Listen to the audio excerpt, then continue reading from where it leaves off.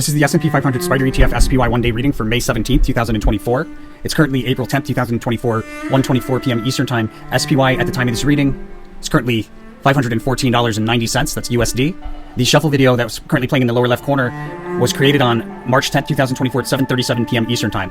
The overall theme of behavior for the 17th, we have a U-shaped dip that forms near the intersection of two perpendicular diagonal trend lines. Behavior around the highest high, we have the halting of a bullish trend marked by a sharp decline through key support. That's probably on a multi-day scale. Yeah, and it'll be like an overbought crest that we sell off from pretty notably. There's some whipsaw action going on here in the pre-market I'm picking up on, and then behavior around the lowest low for the day. There's a significant intentional fake out or shakeout of some kind that usually also means significant opportunity because it's like intended to make it look like you're going in the wrong direction than you're actually going to go.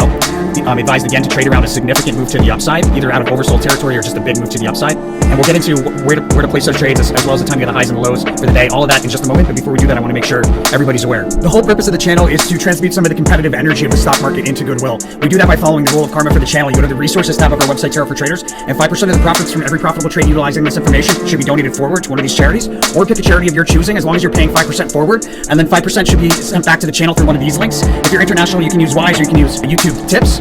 And that leaves you at 90%. Make sure to spend that 90% out of love. As long as you follow those rules, you follow the rule of karma for the channel, the universe considers you an angel investor. It's going to send it back to you tenfold for following through. Blessings to all my angel investors. Let's get back into it. Okay, so there's a resistance level that's highlighted in the pre-market, and there's also a day's low in the pre-market. So a lot of price change there.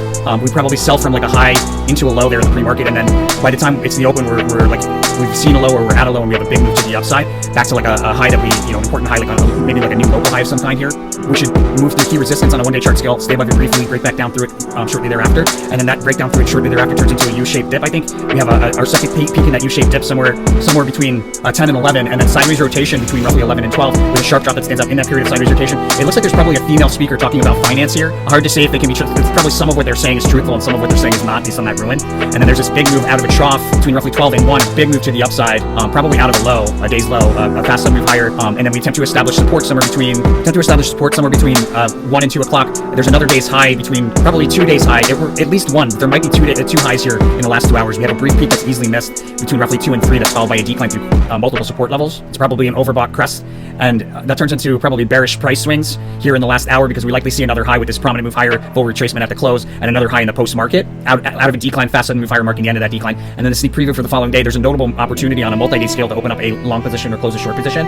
These may not be highs for the day. At the end of the day, these may just be like prominent peaks. It's possibly these aren't highs. It's hard to say because it's a Prince of Swords, which is a really difficult card to get overall direction when everything else is kind of like conflicting. I could say there's probably a lot of volatility here, and I'd want to get into probably you can trade pre-market a short position, close a short position before the open up a long position, close a long position, break through key resistance, stay above it briefly, and then we have like 3 pokes through the same price level. That's where I would probably close out of a long position, which it'll be probably the same price level as whatever we fell from in the pre-market. And I'd want to get into a short position at that point in the midst of wherever there's like this big move in the early part of the day. I'd want to get into into a short position in the midst of that move higher, probably close out of it. I'll talk about where to close out of it when we get into the reading for the 20th. That's SPY for the 17th. Let me know what you think by hitting that like button. As always, make sure to follow that rule of karma. You know where to go, you know what to do. Blessings to all my angel investors. I'll see you guys on the next one.